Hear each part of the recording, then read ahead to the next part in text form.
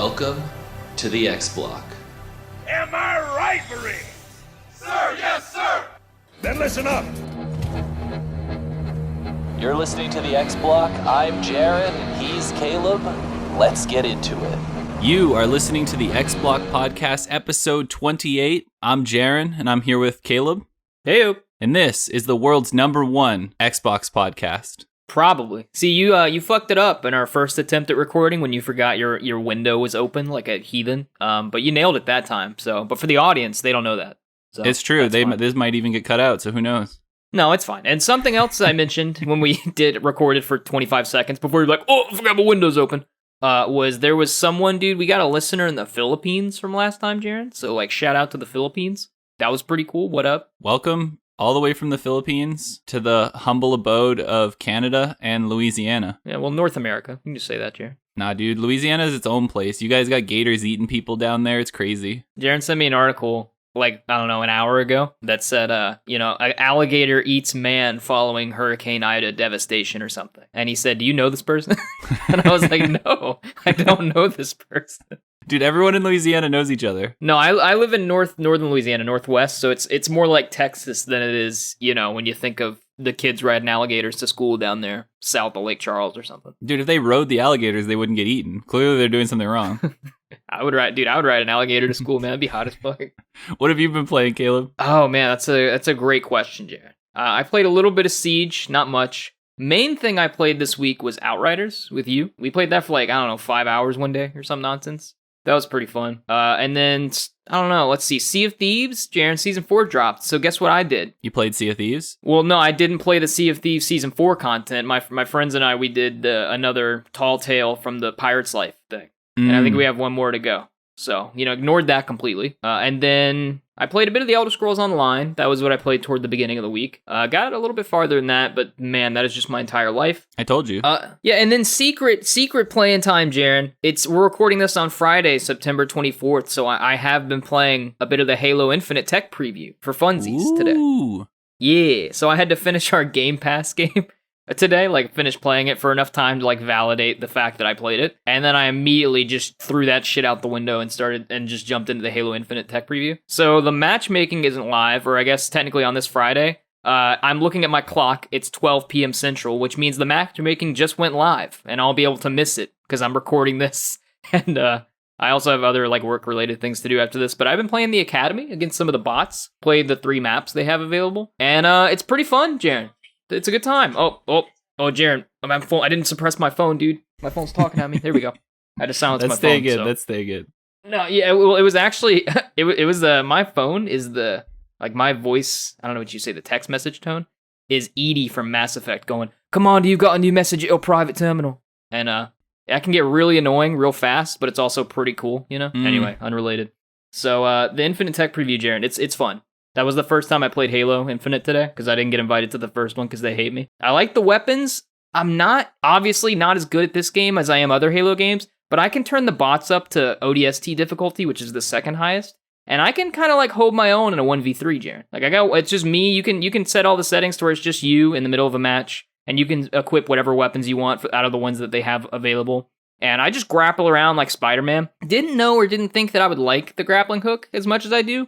But it is actually pretty fun, and it is pretty balanced. That you can't just use it willy-nilly, And it is an equipment. And for me, dude, I give it a thumbs up. I would like it if you had to damage enemies a little bit less, the bots a little bit less for them to die. Other than that, though, good time. And I want to play matchmaking, and I want to play big team battle and with other people. And also, I've been playing it with no friendly AI bots, really. So it's just been me damaging everybody, but I imagine in a match where everybody's already half damaged or I come up on people in a fight, I can finish off kills pretty good. So it's exciting. It's good. It's good, Jared. Okay. I'm glad. You're the Halo guy. I didn't sign up, so I missed the window. Yeah. I gotta keep playing it to see how much I enjoy it, but it's not bad. The game is fun and it is skill based, and so I'm looking forward to playing more, hopefully getting some matchmaking in. By the time you guys hear this, the first weekend of Matchmaking Arena will be over. But this coming weekend, if you're hearing this on the Monday that this comes out, they're going to have time slots for big team battle matchmaking, and I'm hoping to try some of that out. That's what I've been playing, Jared. What about you? Still just Yakuza. I really got nothing new for everyone. I played Outriders with you. I played a bit of Yakuza, but I've been pretty busy this week. Apparently every goddamn person I know has a birthday party between September 20th and September, 30th. Dude, their parents all fucked in the same month, man. I don't know what to tell you. I don't know how I can help you there.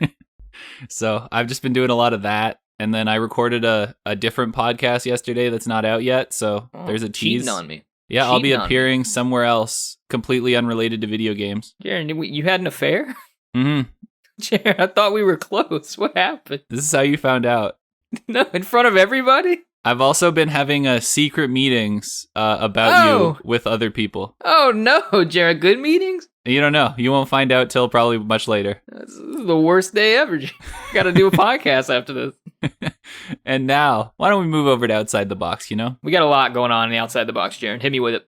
I'm thinking outside the box, where we cover all the news you need to know outside the Xbox community. Now us, at the X Block, we just want to extend a warm hand, just a weirdly warm hand to our friends over at Nintendo and welcome them back to the world again. They're not my friends, Jared.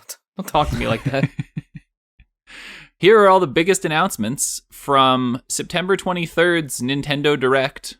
Ooh, which you and IT, remember we reported on the reports that there was going to be a Nintendo Direct in September? Yeah, you basically confirmed it. And then, yeah, dudes, the US government leaked it ahead of time based on some, controller FCC thing. I don't know. There's a whole VGC report on it. You guys can go read. We don't care. But then it happened. And it was, a lot of people are calling it one of the biggest, Nintendo showings in well over a year because they never do anything. So yeah, Jaron, why don't you tell me what happened there? Well, the most groundbreaking news, they announced a Super Mario movie. Is that the most groundbreaking? It comes out December 21st, 2022, and everybody is very upset that Chris Pratt is going to be Mario and not the guy who voices Mario. You know, the guy who usually voices him and only goes, yippee! That apparently they wanted that guy to voice him in a movie. Yeah, so, dude, I don't know if this was announced there or if the cast was announced. I don't really care. But dude, the movie is going to be awesome. I think Illumination is making it, which is the people who I think make Despicable Me and those kind of things. Yeah. I'm pretty sure they're the ones who are making it's animated. And yeah, they announced the voice actor cast list. And I saw people on Twitter saying the whole Shigeru Miyamoto talking about everyone thing. It did look like a Mega 64 skit. Like it didn't look real as it was happening. I saw an announcement. Or not an announcement, sorry. I saw a tweet that was from 2 years ago that was being retweeted on Twitter, and some guy was like, man, after these video game movies, they're going to make a fucking Super Mario movie and Chris Pratt's going to be Mario. Dude, he nailed it as a prophet. We got to ask him about things, dude. We got to pay that guy for his services. But, dude, I was laughing so hard when they announced this cast. I didn't watch this live, but I watched some of it, this video afterward of Shigeru Miyamoto. And it's Chris Pratt is as Mario, Anya Taylor-Joy as Peach, Charlie Day as Luigi, which I'm excited about. That one's perfect. Yeah, Jack Black as Bowser, which I don't know how that's gonna work. Fred Armisen as Cranky Kong. Then we have Keegan-Michael Key from Key and Peele as Toad, and Seth Rogen as Donkey Kong. And you're like, this is gonna be fucking awesome. I'm kind of excited. Everybody else is shitting on it, and I guess the hardcore, real. I don't know, purist people are it deserves better people playing these roles and people that fit the mold more or something. And I'm nah, dude, I'm down for a Chris Pratt Mario where he's comes around and in Mario, instead of an Italian voice, dude, he has a straight, Southern accent. Where it's we have to get over there, Luigi. And you're it doesn't make any sense. So I'm really excited. Did you say is Wario in this? Is Wario in this? Let's see. I said Luigi was. I don't see Wario. I really want Wario to be in this, and I want him to be played by Danny DeVito.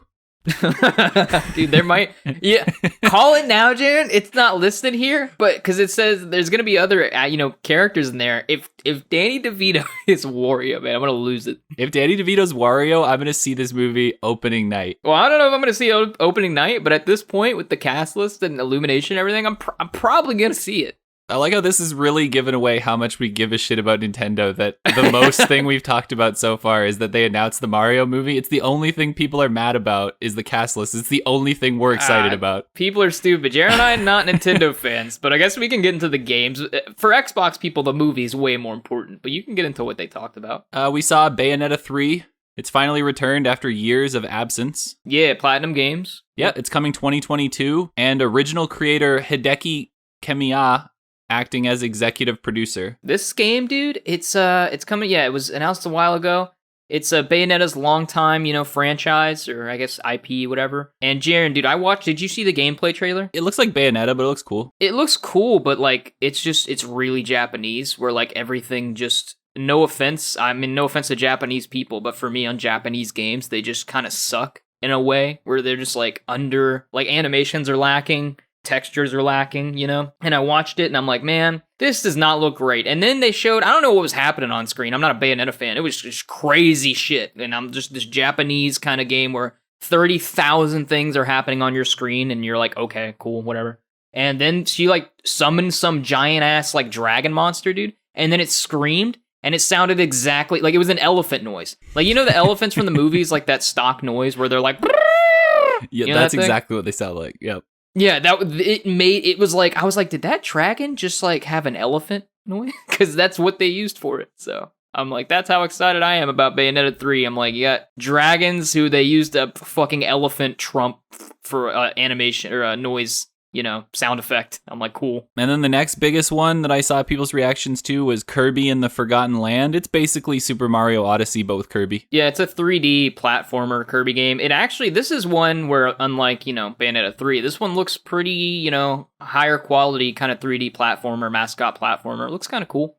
If you're a Kirby fan, this ought to be pretty hyped. And they announced a bunch of other stuff too, like Disco Elysium Final Cut's coming there. They have Dying Light 2 Stay Human Cloud version coming February 4th, 2022 to Switch, I think. They had the Castlevania Advance Collection, which people were apparently kind of excited about. And that's 4 classic Castlevania games coming to Nintendo Switch, which are Aria of Sorrow, Harmony of Dissonance, Circle of Moon, and bonus game Dracula X. I think those are coming to Xbox too. I think there was like some tweet. I think they're on PC as well. Yeah, so this is like coming to everything. And then there was like some sequel to some, old SNES or NES game.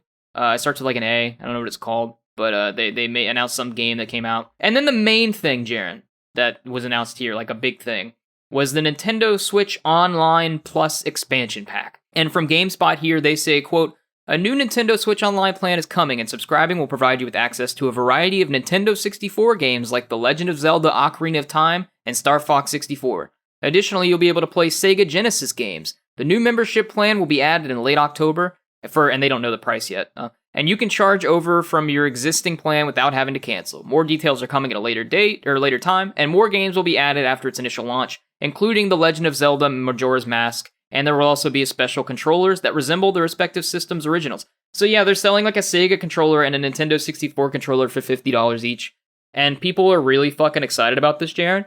And I texted you yesterday where I'm like, man, like Nintendo sucks so hard, but they've trained their fans to be, like Nintendo has these banger announcements, that come out because the fans, they've set expectations so low and they fuck their fans so much and give them nothing. And are so anti-consumer and consumer shit that when they give them something, everyone goes wild. I'm like, dude, you guys, and I think I texted you, I was like, Nintendo should have their entire back catalog of games available, online for online purchase already. And they should be like a one-time purchase that you then own the games in perpetuity across future Nintendo systems. But instead, they're like, dude, subscribe to our Switch Online Plus expansion pack, and we'll add some N64 games in there and some Sega games, and then throw you some more later for some increased price. You're like, okay, dude. It wouldn't even shock me that if like later something came out about this where they give them to you for that month and then they like somehow steal them from your device and put them back in the vault. They're such assholes. Like, they released that Mario 3D All-Stars collection that was literally out for like 5 months, and then they delisted it to where you couldn't buy it. You're like, you're such dicks. And the Super Mario 64 was in there, Jaren. And then they took it away. And now they're putting it back in this Nintendo Switch Online expansion pack thing that costs more money. And that'll be one of the, I think, 9 initial N64 games that are available. And it's like, you guys are such fucking cunts in regards to consumers. Like you just do nothing right. But Nintendo fans are like super hype because I don't know, this is exciting for them because Nintendo just starves them and gives them Stockholm syndrome. Oh, and Splatoon 3. And Splatoon 3, who cares? All right, this next thing, if you've kind of been following the games industry news for the past week, this came out right after we recorded our last episode, so feel free to skip through this one. We're just going to go through it quick because it's almost like a full week old. THQ Nordic 10th anniversary. They showed off like a stream with a bunch of games that are coming out soon.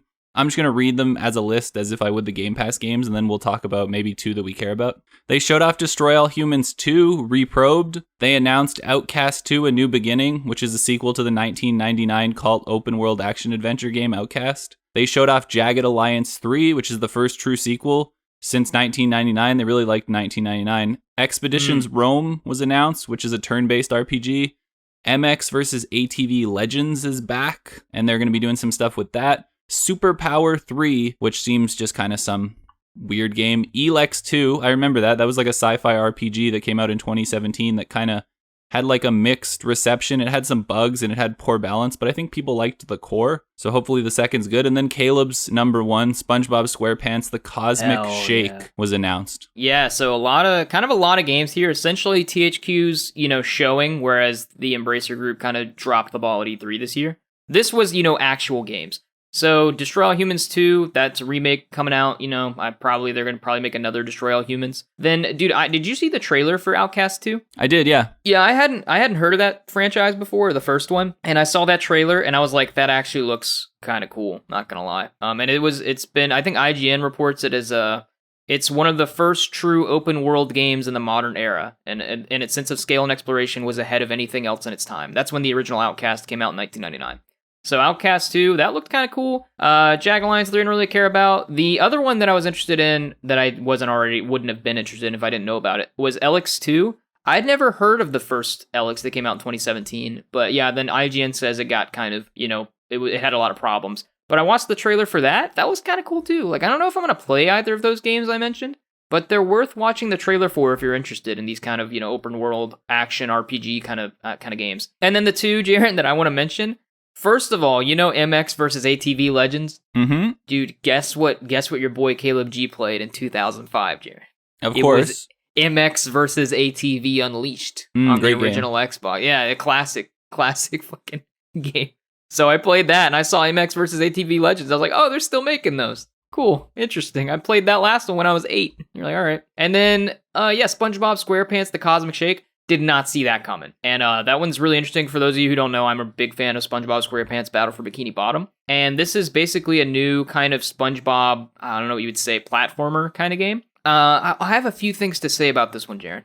So on Steam, they say, key features, unlock classic and new platforming skills like the fish hook swing and karate kick. So, moves and typical of a platformer. Don more than 30 fun-tastic costumes like SpongeBob and Snail Bob and SpongeGar. Travel to 7 distinct wish worlds, like Wild West Jellyfish Fields and Halloween Rock Bottom. That's cool. Experience all the buddy move banter with SpongeBob's permanent companion, Balloon Patrick. Don't know how I feel about that. Meet all your favorite Bikini Bottomites from the series, voiced by their original actors. That's good. And then enjoy the in-game soundtrack featuring 101 songs from the series, including Sweet Victory, which is what was in the trailer. If you haven't seen the trailer for this game, go watch it. It's really quick and really cool. I'm excited, Jaren. I don't know. They didn't show gameplay, so I don't know if it'll be fun, or if it'll be like something I'm like super interested in, although I probably will play it. One thing I'm disappointed in was they used an art style kind of reminiscent of the SpongeBob SquarePants Battle for Bikini Bottom Rehydrated, the remake, of that game. Yep. And they used an art style that was like way, super saturated and very colorful. More so where it was like annoying, like bright yellows and bright reds and all these things where you're like, that's not really, like that's too much. Even for the newer kind of art style of the show that's more colorful. If you go back to the original first 3 seasons or so of SpongeBob, it wasn't like super bright and colorful or anything like that. It's really like they changed the art style, I think, a bit as it went along. Where initially it was more like gray and browns, and like the yellows were more like, dark mustard yellows instead of bright and shit. And that was like the art style, and that's how they made Battle for Bikini Bottom as well initially. And then with this new SpongeBob stuff, they seem like they're going for a super highly saturated, high color approach. Where I'm like, I'd prefer it be more diluted, but whatever. Yeah, because it's for children. But Battle for Bikini Bottom was for children too, and they just kept the art style, from the show, the initial. The children now like bright colors. Well, it's just Fortnite, and it's just appealing to the most lowest base. Like bright colors make you look at it more, make look good. And you're like, that's very fucking basic of you, but you didn't used to do that, and I prefer if you kind of stuck to something original. But, whatever. It's still SpongeBob, more SpongeBob. I'm excited. I mean, I talked for a lot there, but, big SpongeBob platformer fan, Jaren. So what do you feel about all this stuff? You have anything you're excited for, or is that it? I'm excited for Outcast 2 because I always like me some new RPGs, and if it's going to do something interesting and new, then I'll definitely be down to play that. And I really like my RPG turn-based tactical games. So I'm definitely in for Jagged Alliance 3. It kind of just looks like third-person Wasteland. I'll probably let you tell me more about that as it comes out. I don't think it's co-op, but I'll let you kind of tackle that one. I'll tackle SpongeBob. All right, that's the end of Outside the Box. Oh no! Reverse. Going back, Jaren. There was one piece of news that broke, while we were a little bit earlier that I was going to mention. And this is just a follow-up to something we talked about, to give you guys the latest up-to-date news. But Eurogamer reports on September 24th today, Ubisoft reportedly fires takedown notice at GeForce Now games list. So you guys remember that GeForce Now, NVIDIA GeForce Now real? streaming service? Yeah, so they said it wasn't real, They're like, it's straight up, it's stuff that's not, unannounced necessarily. It's none of it's real. And it's like, okay, cool, gotcha. And then Ubisoft went to the guy. This is from Eurogamer. Eurogamer says, quote, Pavel Jundik, which, that's a name, the data miner and creator of SteamDB, said in a tweet that Ubisoft had issued him a DMCA notice for the list. And they show the tweet, and then they say, I can confirm that the list, this is, I guess, Ubisoft, or not Ubisoft, Eurogamer, previously hosted on GitHub, is indeed now offline. Of course, the unintended effect of the takedown notice is the refreshed attention to the Ubisoft titles in the list. These include Project Meteor by Ubisoft Sofia, Project Q by Ubisoft, Project Over by Ubisoft Paris, and Project Orlando by Ubisoft Ivory Tower. And then Eurogamer says, based on the investigatory work of Reddit, Project Orlando appears to be unreleased DLC for The Crew 2.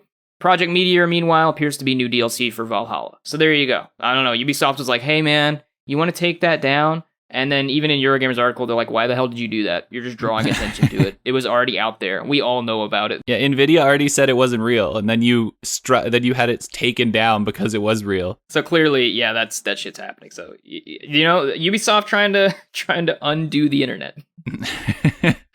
And that is all for Outside the Box. We are now going to move into the X Block.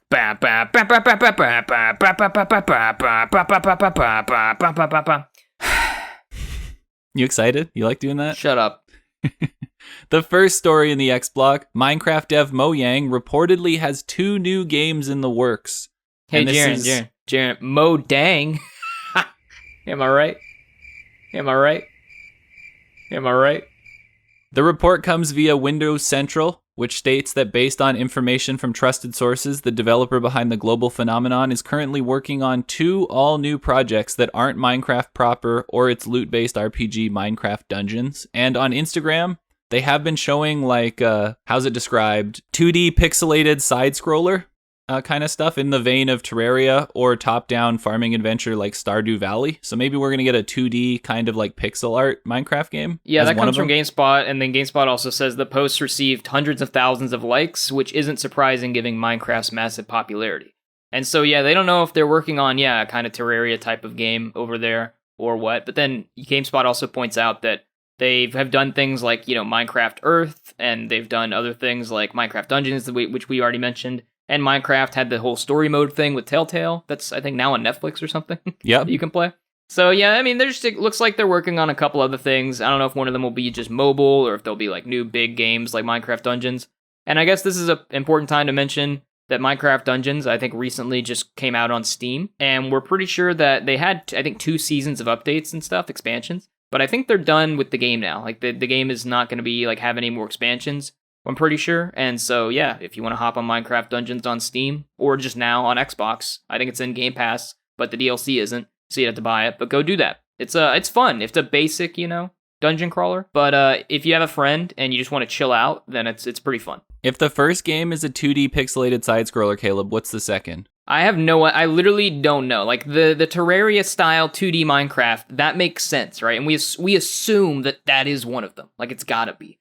The other one could be anything. Like, it could be a dumb mobile puzzle game or some shit. You know, like, I have no idea. No clue. Minecraft Call of Duty, first-person multiplayer shooter Minecraft, where you can break through the blocks to shoot people on the other side of the map. Yeah, like Fortnite, dude, but, you know, like, where they build and they have the pickaxes and everything, it's Minecraft. Yep, there you go. Xbox's Perfect Dark reboot will be co-developed by Avengers studio Crystal Dynamics. That's some breaking news, I guess, from Thursday, September 23rd? Yeah, it's from last night. Or last night, yeah. So this is fresh news as we're recording this. By the time you hear this Monday, maybe there's more info. But what's the story, Jared? Essentially, this caused a real stir on social media because Xbox's self-proclaimed Quad A studio is enlisting the help of Crystal Dynamics to basically create the Perfect Dark reboot, and they still say they're in early stages. And the previous director of the Tomb Raider series is the guy who works for the initiative and is the game director of the Perfect Dark project. So there is like a connection between the two teams, at least. And I want to know what your initial reaction to this is, and if it's like the same as people on Twitter who are kind of going like, what's up with this? Like, you're supposed to be able to make your own game. Well, I looked more into this, actually. So for those of you who don't know, Crystal Dynamics, kind of a prominent high-end studio that made Tomb Raider and the Rise of the Tomb Raider 2015, which is a great game. And then they recently released The Avengers, which sucks, but we don't know if that's Crystal Dynamics' fault or if they're just not prepared for that kind of game or whatever the hell. So that's not great. And then, yeah, now, so Perfect... what was it? The Initiative. There we go. I had to look it up. I was like, okay, yeah, The Initiative, who's making a Perfect Dark reboot that got announced at 2020's Game Awards, or like shown off. We already knew they were making it, but then it got like a CGI trailer. Those people are supposed to be a quadruple A studio, which was a term that I think came out in the job listings for that when they were hiring years ago. I went to Windows Central, Jaren, and this is a 2019 article over at Windows Central. And they say, quote, the initiative also looks to set expectations going forward, claiming, quote, staying small and staying agile will actually be our strength, end quote. Followed by words from Gallagher, the studio lead states, quote, the bar is high, end quote, and quote, the challenge is for us is making sure we deliver on those expectations, end quote. And so, yeah, and then Windows Central says it indicates the initiative is starting small for its early projects, leveraging a tight team focused on innovation, not scale. And that's kind of in contradiction, Jaren, with what they said about having a quadruple A studio, which was just stupid to begin with, clearly. And I don't know how I feel about them getting, you know, the Crystal Dynamics to co-develop with them. I assume that will make the game better. I think that may say something about their studio and what they're able to do. Like, does this mean that they're having trouble, like the game's in trouble and they need help? Or does it mean that it's just an easy way to get resources? I've never even seen this kind of partnership where Xbox went outside of its like first party to get Square Enix's kind of prize developer on a first party Xbox Perfect Dark title. I don't really know what the hell that's about. All right. This would not be the first time that Microsoft has partnered with an outside studio from a big AAA publisher to finish some of its games. They first partnered with Creative Assembly on Halo Wars 2, and they also partnered with Relic to create alongside Age of Empires 4. Yeah, I don't know about that. I know about Halo Wars 2. That was more just like a Creative Assembly made game that 343 kind of gave input on. Like, because that's what Creative Assembly is made to do. Like, they made that game, essentially. And 343 gave them, I don't know, lore tips and other kind of things. Yeah, but it's like, that's what I mean. They have had this thing where they have, like, a studio that oversees the project and is, like, in charge of, like, the creative of the project. And then they have other people come in and help them out. And that seems to be what the initiative is doing here. I guess it's kind of similar. Dynamics. I don't know if they're actually, like, doing that in this regard. I guess it's not confirmed. Or if they're literally just co-developing the game, which is what it seems more so that they're doing. I'm not sure, because they were supposed to be the prime developer on the, you know, the Perfect Dark reboot, whereas 343 was never the prime developer on a Halo Wars 2, you know. I don't know about this, dude. It's like, I was excited kind of when they I didn't think I'd be excited for the Perfect Dark reboot. Then we saw the CG trailer, and I was like, oh, this is kind of cool. At this point, with, like, this, you know, like, they're bringing on another developer from out, like, at Square Enix to help with development stuff, I'm like, okay, at this point, when the game comes out in 5 years, I'll take a look at it. But until then, I can't say that I'm, like, excited or have super high expectations and hopes, you know what I mean? Yeah, that's fair. If in terms of Age of Empires, World's Edge is a studio under the Xbox Game Studios umbrella, which is responsible for managing the Age of Empires franchise. So they're the I don't know about that. They're the primary developer, and they brought in Relic Entertainment from Sega to help them make the game. Yeah, so there you go. That's an example. And the Age of Empires games are really good. I played Age of Empires, I think 1 and 2 Definitive Edition, but not like super intricately. I played them each for like some hours, and they're really good, well-regarded games. But I don't know about the development of the Age of Empires game. So Xbox has like done this kind of thing before. How do you feel about it though? Like, I really don't think it matters. I think that you're going to see a lot of this when you have a company that is focused on streaming, where you're going to have your main studios who kind of come up with your ideas and kind of your people who run the development of a game. And you're going to bring in other studios to help support you so you can crank out games quicker. Like Netflix does the same thing with their creative teams, where they have their creative team create the show, and then they bring in outside help to help them make the shows quicker and help them get them edited quicker. I assume Microsoft will continue to do this as they try to get games out every 3 months. Yeah, this is kind of to your point and to my point of I don't really care about this game now. Like, show me in 5 years. Like, see you, bye. Like, I don't care. Is that this is Xbox's games exist within their streaming service now. So, like, it's like, okay, Perfect Dark may or may not be in trouble at all. Either way, don't know. But I have 9 other games to think about, so I don't have to care. And it's not Halo Infinite, so because that's specifically something I care about. So it's like, yeah, this development kind of came up in this game's development, and I'm like, okay, I'll just play every other game. I think the biggest thing here is this is probably to avoid a Halo Infinite situation where your team has to keep delaying the game and like resetting, saying, oh, we're not quite there yet, delaying features, all that kind of thing. Here you just bring in a team early and get ahead. Yeah, clearly Halo Infinite has been in development hell, like that's clear. And they probably could have used another year to year and a half on the game to make it perfect. And instead they're opting to really focus on their model of seasons and updating the game to just like they're setting fans' expectations of being like, you're going to have the idea that this game's just going to be updated over time, and we're going to do our best to make it your idea, to make it you okay with it, even though it's going to launch like content incomplete, right? That's what Halo Infinite's doing, essentially. Yeah. Now, this next story, kind of a bummer, but we'll see when it gets to Xbox if it changes. This is from Steven Spawn over at Twitter. I believe he's the head of the Able Gamers charity that raises a lot of money for disabled gamers. And he put out on Twitter, well, at Arcane Studios, it took me exactly 12 minutes to figure out I can't play at Deathloop as a disabled gamer. On-screen keyboards don't work, ignores input from voice recognition, mouse sensitivity is capped at 1. Putting this out there so others with challenges like mine, no, so he's warning them. And then he says refunded at the bottom. And we're not going to take too long to talk about this. IGN on their article goes into like other people's examples of it, but he's the main guy. Like he runs basically everything that goes through abled gamers, the charity, and everybody kind of knows him as being the front-facing person for disabled people's issues in video games. Yeah, IGN did they basically wrote an article that kind of summarizes the overall story, which is that Deathloop has some accessibility problems or like complaints with people not being able. It's not very accessible with like text size even, or like the cursor for the menus and like a bunch of things that you can go read at IGN if you want. But yeah, Jaren, what do you think about with this story? I want to see your take on it. I'm just hoping that when it comes over to Xbox, that it gets the same kind of treatment that basically every other Xbox game gets, where they make like a big effort to include every type of gamer, not just the people who are comfortable playing first-person shooters. That being said, Spawn does point out that because of its like first-person shooter elements and all that kind of stuff, that he's not sure if this game can be changed to a way where it is like inducive to his community of gamers. Yeah, it's interesting because you and I had a discussion about accessibility like 2 or 3 maybe episodes ago, if anybody wants to go find that. And this is just another one of those things where there are just multiple moving parts that are nuanced that people have to pay attention to for this.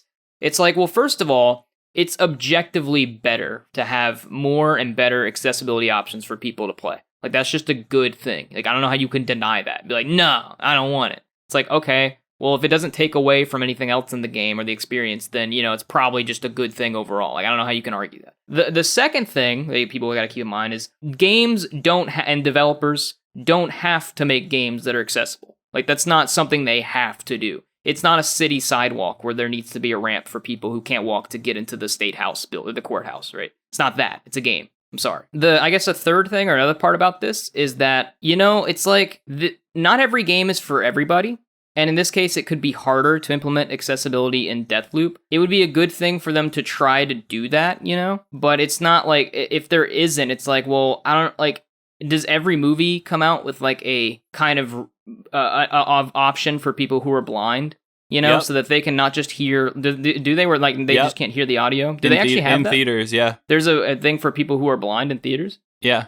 I didn't know that. That's pretty cool. I was gonna point to an example and say that, like, the people who are blind, like they can't experience every movie with, like, accessibility options, And I was like, oh, well, knowing that's actually a good thing. Like, that's a positive thing, and it does, I guess, counter to what I presumed going in, Jaron. That actually points to an example where you could try to do better to include accessibility options for gamers. Because while I don't think in games you, like, have to, because it's a game. So I'm sorry if every game isn't for everybody with every disability. But I think that Arcane can take the feedback. Like, the feedback's good. And, like, talking about it, IGN writing an article about it, that's a good thing, right? It raises awareness and kind of gets the idea out there that there are some things that can be fixed. And yeah, by the time it gets to Xbox, hopefully we'll have, more accessibility options.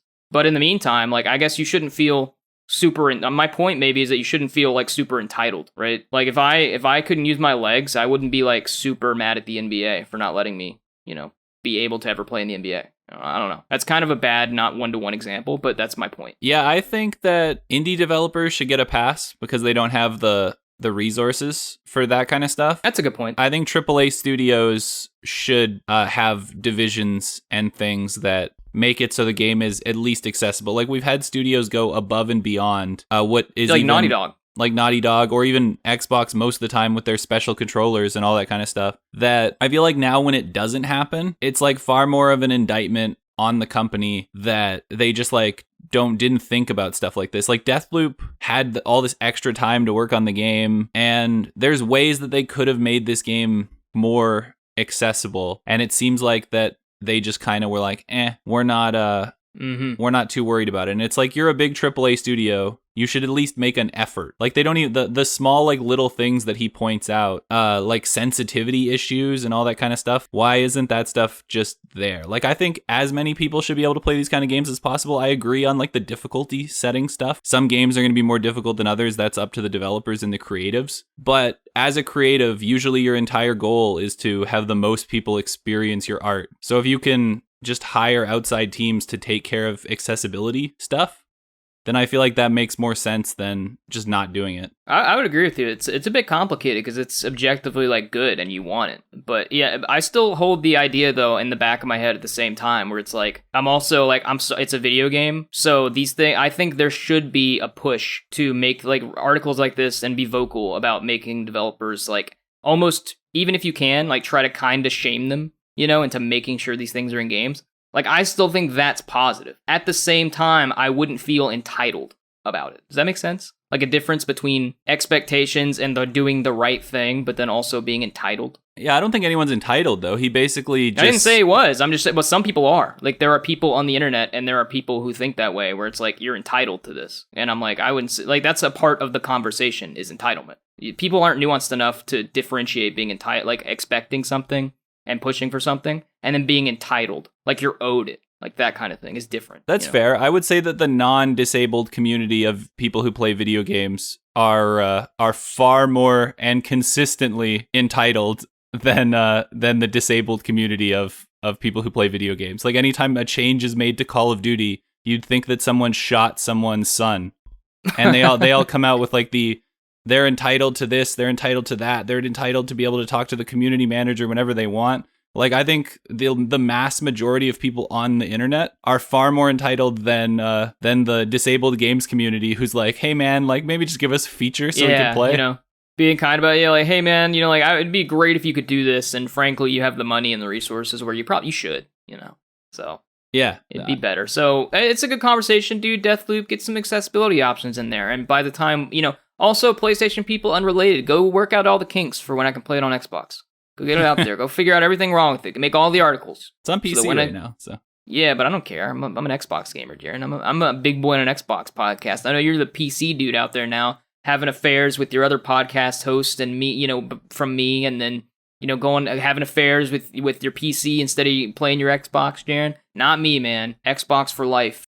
All right, dude. Welcome to the Halo Block, your podcast, then a podcast over on the Xbox podcast, and we talk about all the Halo news or all the Halo Infinite news leading up to Halo Infinite's launch and beyond. Perhaps, who knows how long this will continue to go on. So this week we have a bit of Halo news here. Halo Infinite's second multiplayer tech preview severely limits matchmaking opportunities. I wrote that article. That's over at Gameper. And essentially, with this next tech preview coming up, by the time you hear this, the only times you'll be able to actually matchmake in the tech preview, even though you'll be able to access the academy and training before that, is, I guess it would be, if I pull up my calendar here quickly, you have Friday, I guess it would be October 1st, from 10 a.m. All these times, I'll just say, are from 10 a.m. Pacific time to 2 p.m. Pacific time, and then I think it's 5 p.m. Pacific time to 9 p.m. Pacific time, if I'm not mistaken.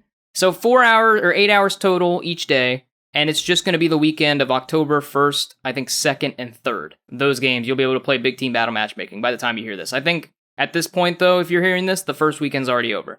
So it's annoying because I know they're trying to stress test the servers, but the matchmaking opportunities are kind of limited, and that's just annoying. But mainly the times that you just noticed are during the day in Pacific time, North America. So Europe, a lot of European gamers and Australia and other places, Asia, are kind of fucked because of some of the times are like in the middle of the night, or like, I don't know, something like that. So they're kind of getting a little fucked in terms of times, but it's for them to stress test their biggest audience, which is the North American audience. So it's like understandable, just annoying. Then you have some more Halo Infinite news here, which is something that I wrote, which is that Halo Infinite's big team battle map fragmentation has a loot cave, which I don't think they had talked about before. And they showed, leading up to the tech preview, they showed a match recorded a big team battle and fragmentation. And there's doors that you can go in the map where you put your AI in the hacking thing, you wait 20 seconds, you go in, you got power weapons. And Loot Cave is obviously a reference to Destiny's Loot Cave that they had back in 2014 or 15 when that came out. But it's kind of cool, so they have this new feature that wasn't in previous Halos. That's just a small thing. Then they had, I guess, another thing, Jaren,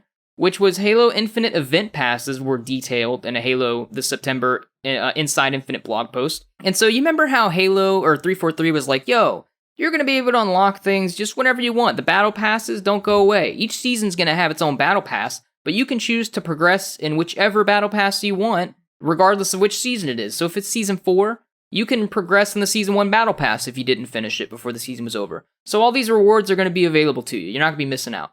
Well, that's what they led us to believe, Jeremy. But now there's an event pass that they announced. So each season is going to have one or separate free event passes that are only going to be available during limited, obviously, event times throughout the season. 343 claims that they'll be available enough for you to be able to unlock the exclusive, armor rewards. I think in this season 1, it's going to be the Yoroi, I think samurai kind of armor. There's going to be 20 tiers to the event pass, and it's going to be available a few weekends in the three months first season. And and once it's over though, it's from what we understand and how they phrased it and how it's in the Infinite post, it's gone. So turns out there will be rewards that you cannot unlock in perpetuity, unlike the Battle Pass, because this is separate, Jared. This is kind of correlated with the Battle Pass, but it's not the same thing. They want you to know. I guess they didn't lie to you. I guess technically they didn't lie. They didn't lie to you. They just misled you, is all they did. So there you go. There's the Event Pass thing, if you were curious about that. And then Halo Infinite devs, this is from IGN. Halo Infinite dev explains multiplayer challenges to ease worries about progression. So you know how everyone was worried about how, well, particularly me, there's no XP system, really, where you can actually rank up in the match, killing people, then rank up in levels. You just get XP from completing challenges in the game. Well, apparently, the Halo devs say there's going to be roughly 16 to 18 hours worth of content, challenges to do each day for at launch. And so at some of those, you're going to have to actually be winning to be able to progress if you go through them far enough. I still don't prefer the system of challenges for gaining XP and progressing in the Battle Pass. I prefer just being able to play the game and just rank up based on your winning or losing and kills and everything, not tied to challenges. However, this is what they have. There's going to be a lot of them. They don't think you're going to run out, and they also claim that things can change, but based on player feedback as the game kind of lives on, in the months after its release. Yeah, I don't think that changed anyone's opinion on it, though. Like, he basically just reiterated the same thing and said it was to ease worries. Everyone's issue was, hey, we don't want to do challenges, specific challenges to do things. We just want to be able to unlock stuff by playing and playing however we want. And then they said, well, you'll have lots of challenges that you can continue so you can play in many different ways. And it's like, that's not what they were mad about. Yeah, he basically just said, he basically clarified that there will be 16 to 18 hours worth of challenges, according to him, each day. And it's like, I don't care. And as a Halo fan myself, and just for you guys listening, I expect that they will add some sort of XP kind of progression, normal progression system in the multiplayer sometime after launch. I don't know when. I don't know if it'll be 3 months. I don't know if it'll be a year. I don't know if it'll be a year and a half. But I imagine that's coming just because of people like me and other people who just want a normal ass XP bar that you have where you can get kills and rank up in the match. I don't know.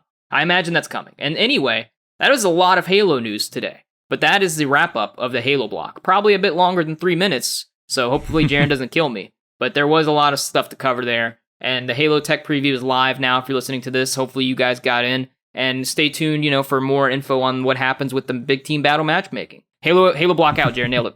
All right. And the last story, Grounded will receive one of its biggest updates yet this October. They teased it. They said it's going to be bigger than the Koi Pond update. Yeah, it's coming for Halloween, I guess. Stay tuned. Big update. And Grounded looks like it's getting kind of hype. I watched some of the trailers of their previous updates, Jaren. They got achievements now, Jaren. Yeah, that's what we were saying. Once they had achievements, as long as the achievements weren't terrible, we might give it a shot. Yeah, so, all you Grounded fans out there, big update coming.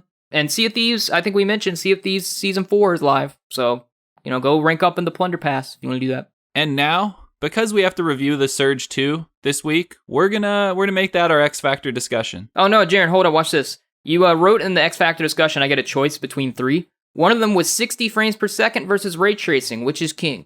Frames per second. All right, X Factor out. There you go. That was the quick X Factor discussion.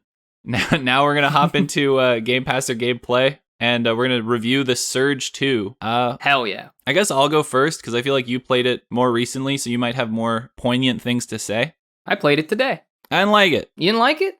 No, it just reminds me of... It's the same Dark Souls kind of gameplay, where it's like, yeah. I've got to be super specific about when I attack. I gotta do all this. It's monotonous. And then I run into some enemy who's super tough. I figure out a way to beat him. And then everyone's like, that's when you're supposed to be jazzed that you figured out a way to beat him. And it's like, when I overcome difficult obstacles in life, I'm still like, well, that kind of sucked, but I'm glad I got over it. That's how I feel about Dark Souls gameplay, where I'm like, the environment's cool. The story from what I had for the first few hours that I played seemed cool, super vague. But I guess that's the point. I'm supposed to go and like look around and like learn things through the environment, but not my thing. Go, Caleb. Let me give people a run. I was going to give people a rundown real quick before we got too far in. So the Surge came out in 2017, and this is a sequel, Surge 2 in Game Pass, developed by Tech 13 Interactive. And a quick synopsis. It just says on Wikipedia, the Surge 2 is set in a dystopian future where humans have exhausted the world's resources, leading to strained social service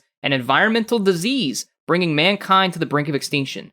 CREO, which is an acronym, one of the largest tech conglomerates, makes attempts to restore the environment, but with the task taking too long, a second process is developed, Project Utopia. Bro, and it gets into nanobots and all kinds of nonsense. There's a 95% of humanity's like wiped out with there's nani, it's all kinds of shit, Jared. It's sci-fi, crazy. And then Surge 2 takes place in Jericho City, and you're tasked basically with finding some CREO founder's daughter, and that's as much as you need to know. That's the rundown of Surge 2, okay? Pass. So, okay, you gave it a pass just immediately. So yeah, dude, I played it. You start off in a prison, Jared, and you wake up, and it's your traditional fucking kind of game where you're in a coma, so that everything can be explained to you, and so you don't have to worry about explaining things in the world because the character doesn't know either. Dude, so the whole time I played it, sense. I was trapped in a prison, even once I escaped the prison in the game. Yeah, hey, got him, Jaron. Where's your crickets? How about that?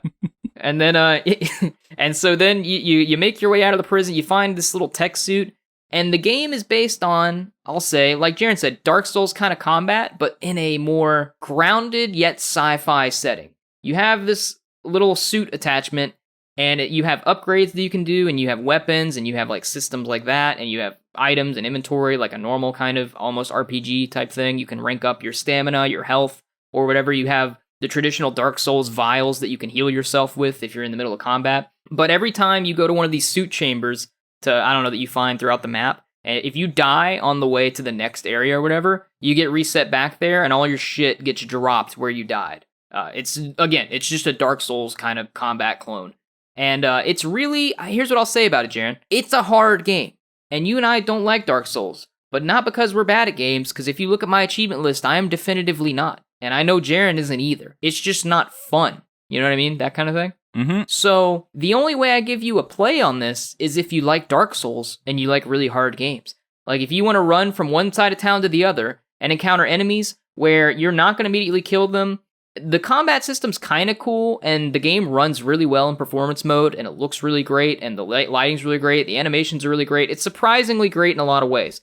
So in terms of a Dark Souls clone, if you're into those, this is for you. But otherwise, it's going to be first of all too hard and you're not going to have fun. There's a lot of enemies, you get wiped over and over again like Dark Souls. It's annoying for me, Jaren, just one of the things about Dark Souls, which is where, say there's a guy, right, Jaren? He's 15, he's like 5 or 6 feet in front of me, okay? Maybe 7, right? I lock on to him, Jaren. Like, I lock on to his head, which you can do. And I press attack, right? You would think, Jaren, if you're not locked on, that you just swing. And if you're locked on, you go to the guy and attack him if he's relatively within range. That's not what happens in this game, Jaren. This guy's 7 feet in front of you, 6 feet in front of you, you lock onto his ass, you press swing, and your guy just swings in front of you. And you're like, clearly that's not what I wanted to do. Clearly I wanted you to go and attack his ass, like if I'm and he's within reach. So don't just attack nothing. And so you'll attack nothing, and then the dude will beat your ass. Or you'll press dodge sometimes, even when you have some stamina, and the game's like, no, you're not dodging. And it's just some of those annoying small Dark Souls things that make it where it's not a game for me. Again, pass is overall what I'd give it because of how many people overall are into Dark Souls games.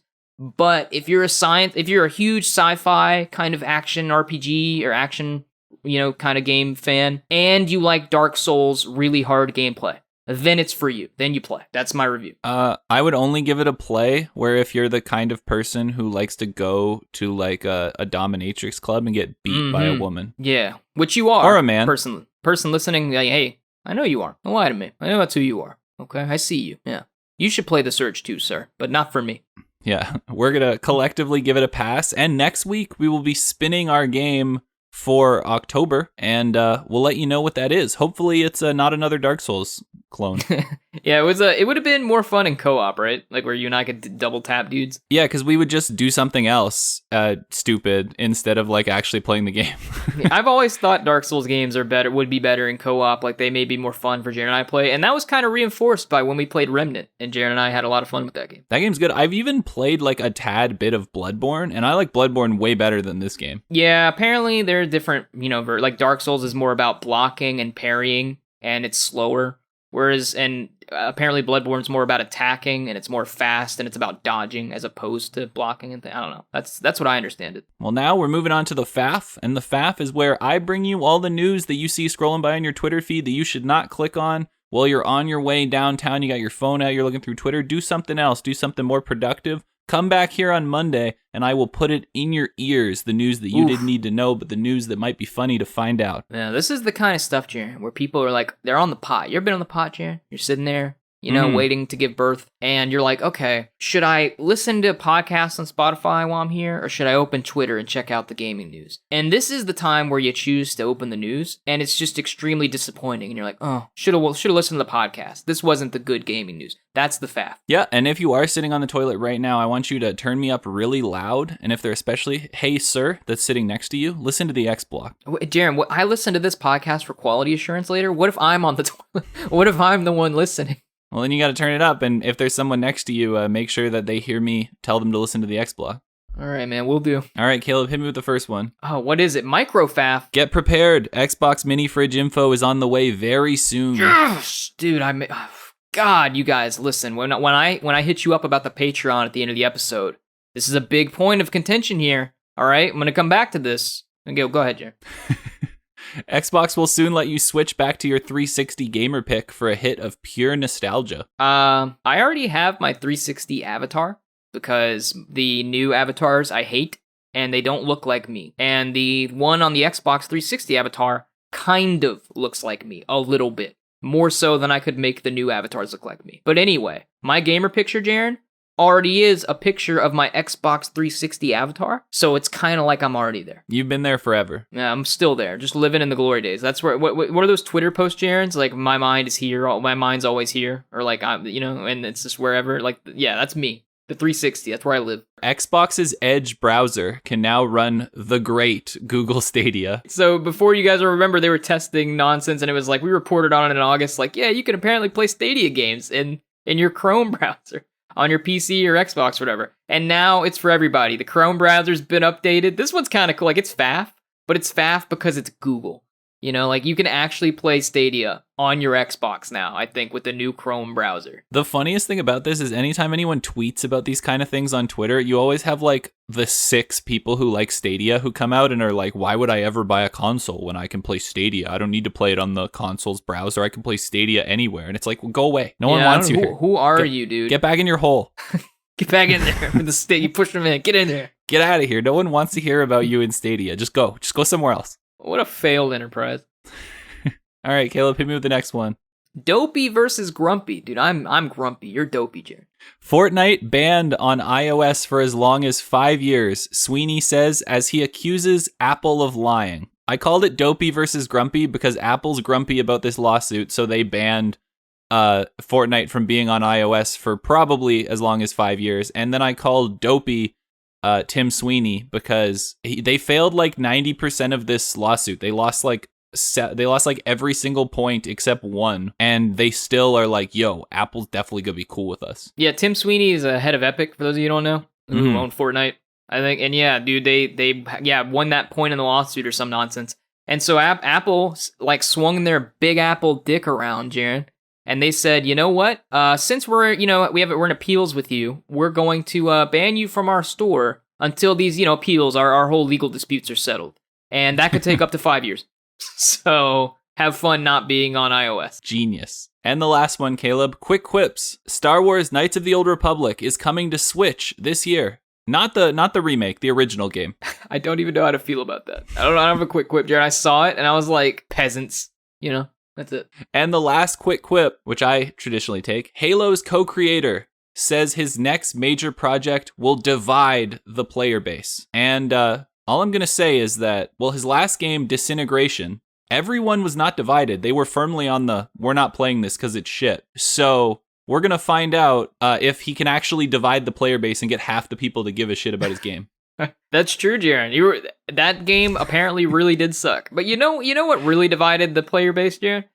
Bungie, like Marty O'Donnell put up some music, like Destiny music that wasn't his, and on YouTube or something, and then like Bungie brought the hammer down on his ass, like, and they're like suing the fuck out of him for like tens of thousands of dollars of damages or nonsense. So the guy, who Bungie worked with for many, many years on their composing and Halo theme, he made the Halo theme song, he made the initial Destiny music and all that. That bridge is burned. Marty O'Donnell is he's been kicked out, Jerry. You know what I'm saying? Like, I feel like it was pretty burned the last 5 years. Like they've both been kind of dicks to each other. Yeah, like apparently we didn't really cover this news. Apparently, Marty O'Donnell's in the wrong about what he did. But the other side is that Bungie does not have to fucking slam him as hard as they're doing. Like they don't have to fucking make just burn this man, but they are burning this man. And now here are some unreleased Halo tracks. No, I'm just kidding. We don't want to get sued either.